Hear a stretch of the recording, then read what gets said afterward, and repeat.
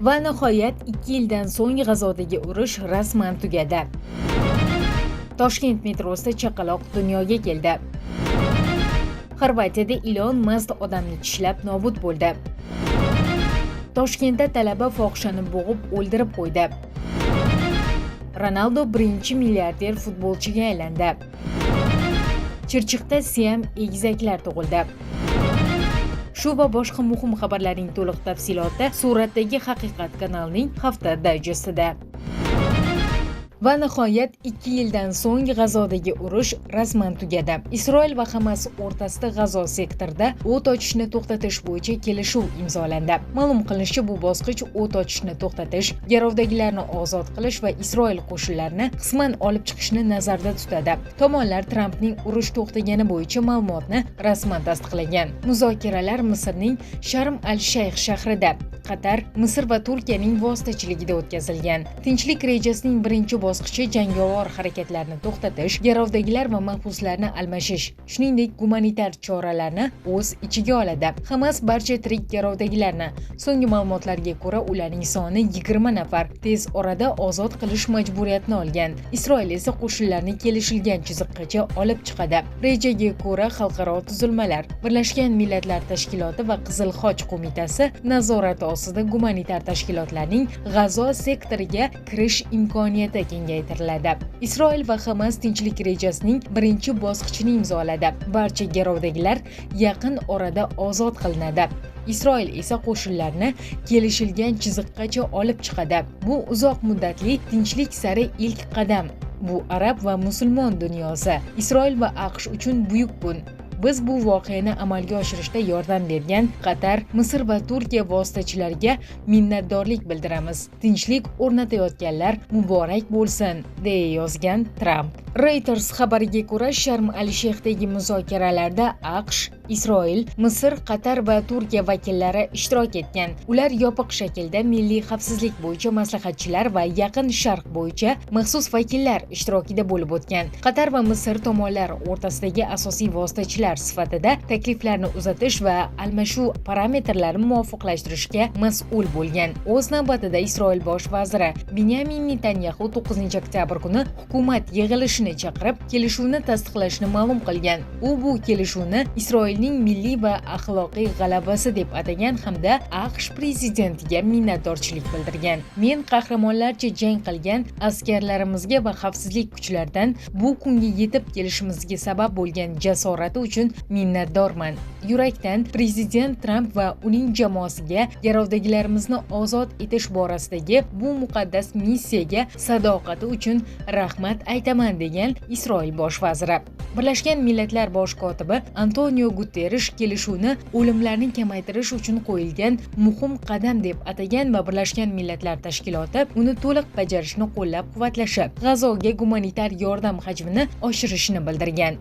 Jahon oziq-ovqat dasturi vakili esa xavfsiz kirish ta'minlansa, oziq-ovqat, yoqilg'i va dori-darmon yetkazib berishni kengaytirishga tayyorligini ma'lum qilgan. Yevropa Ittifoqi, Buyuk Britaniya va Fransiya ham kelishuvni qo'llab-quvvatlagan va otash kesimni kechiktirmasdan xalqaro nazorat ostida amalga oshirish kerakligini ta'kidlagan. Arab Davlatlar Ligasi esa tomonlarni kelishuvga rioya qilishga va jarayonni buzadigan har qanday harakatlardan tiyilishga chaqirgan.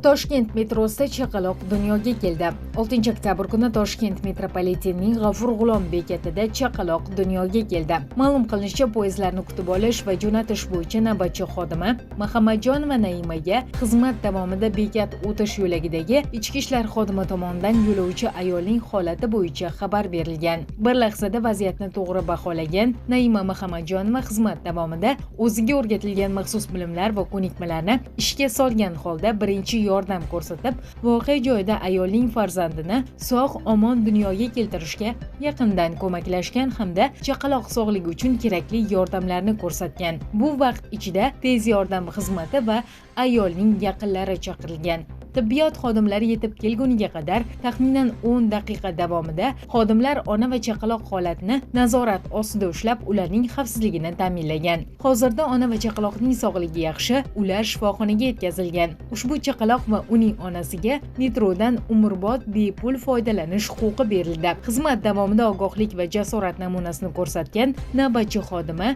Naima Muhammadjonova hamda jarayonda ishtirok etgan bir qator metro xodimlari ham rag'batlantirilishi nazarda tutilgan. Xorvatiyada ilon mast odamni tishlab nobud bo'ldi. Xorvatiyada spirtli ichimlik iste'mol qilgan erkakni tishlagan ilon nobud bo'ldi. 42 yoshli Shtef Radulich ish bo'yicha uchrashuvdan so'ng mast holda uyiga qaytayotgan edi. U ilonni payqamagan va uning yonginasidan o'tgan. Ilon shu zahotiyoq erkakni chaqib olgan. Radulich qattiq og'riqni his qilgan, pastga qaragan va ilonga ko'zi tushgan. Erkakning so'zlariga ko'ra, ilon g'alati harakat qilgan, lanj bo'lib ko'rinib, gandiraklab qolgan va boshini 2 marta daraxtga urgan. Radulich ilonni ushlab veterinarga olib borgan, lekin u nobud bo'lgan. Tekshiruv shuni ko'rsatadiki, ilonning qonida alkogol miqdori 5,1 grammni tashkil qilgan. Bu juda yomon ko'rsatkichga aytilgan. Veterinar Mate Drinchning ta'kidlashicha, alkogolning bu darajasi ilonlar uchun juda katta miqdor va qaytarilmas oqibatlarga olib keladi. Ilon zahari Shtef Radulichga ta'sir qilmagan. Shifokorlar alkogol toksinni zararsizlantirishga shubha qilmoqda. Uning so'zlariga ko'ra, erkak hozir rafiqasi bilan janjalni tugatish uchun shifokordan spirtli ichimlik tufayli tirik qolganini rasman tasdiqlashini so'ramoqda. Toshkentda talaba fohishani bo'g'ib o'ldirib qo'ydi. Toshkent shahrida 25 yoshli talaba ijaraga olingan xonadonlarning birida ishqiy munosabat qilish uchun chaqirgan ayolni bo'g'ib o'ldirdi. Bunga ayolning yigitni shantaj qilgani sabab bo'lgan. Qayd etilishicha, joriy yilning 10-iyun kuni poytaxtning Yashnobod tumanida sudlanuvchi ayolni ishqiy munosabatda bo'lish uchun ijaraga olingan xonadonga chaqirgan. Ushbu uyda ularning o'rtasida o'zaro janjal kelib chiqqan. Oqibatda yigit marhumani qasddan bo'g'ib o'ldirib, murdani yashirish maqsadida choyshabga arqon yordamida o'ragan va voqea joyidan yashiringan. Hammasi o'z joyida ketayotgan edi. Keyin menga tahdid qila boshladi.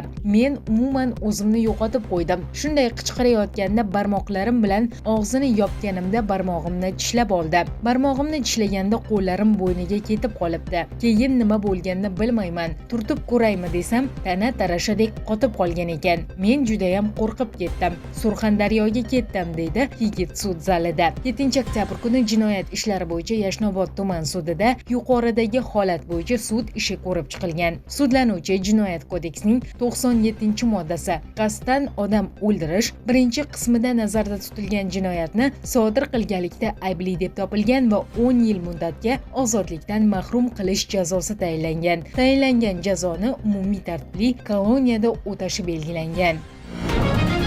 Ronaldo birinchi milliarder futbolchiga aylandi. Cristiano Ronaldo o'zining afsonaviy faoliyatiga yana bir rekordni qo'shdi. Portugaliyalik yulduzning boyligi 1,4 milliard dollar deb baholandi va u shu tariqa futbol tarixidagi birinchi milliarder sifatida qayd etildi. Manbaga ko'ra, Ronaldoning boyligi ilk bor indeksga kiritildi va u uzoq yillik raqibi Lionel Messidan o'tib, sport olamining eng daromadli sportchisi sifatidagi maqomini mustahkamladi. Yillar davomida Ronaldoning boyligi katta maoshlar, reklama shartnomalari va shaxsiy biznes loyihalaridan shakllangan. Uning Yevropadagi o'yinchi sifatidagi daromadi Messiniki bilan o'xshash bo'lgan bo'lsa-da, 2023-yilda Saudiya Arabistonining Al Nasr klubi bilan shartnoma imzolagani vaziyatni tubdan o'zgartirdi. Mazkur kelishuv Ronaldoga yiliga 200 million dollarlik maosh va bonuslarni, shuningdek 30 million dollarlik shartnoma imzolagani uchun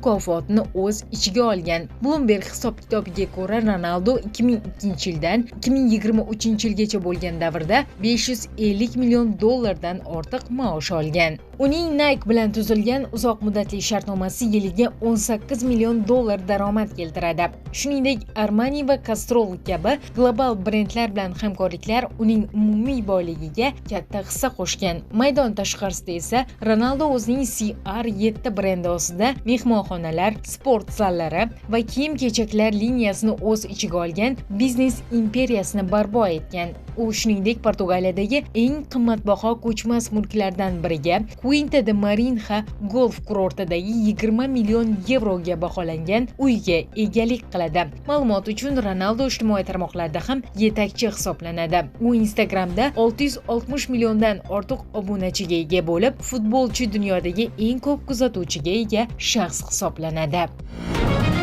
Chirchiqda Siam egizaklar tug'ildi.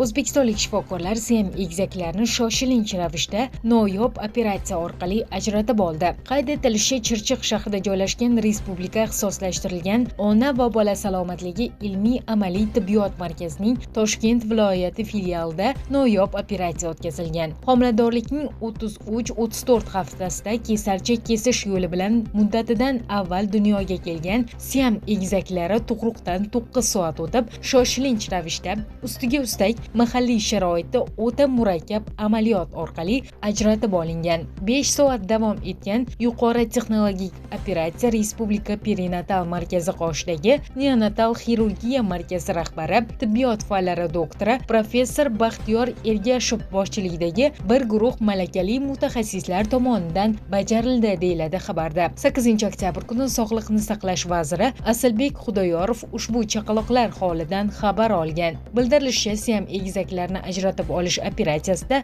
ishtirok etgan bir guruh mutaxassislar vazir tomonidan O'zbekiston Respublikasi Sog'liqni saqlash a'lochisi ko'krak nishoni bilan taqdirlangan. Salomatligi yaxshilangan chaqaloqlar va ularning onasiga bugun shifoxonadan uyiga javob berilgan.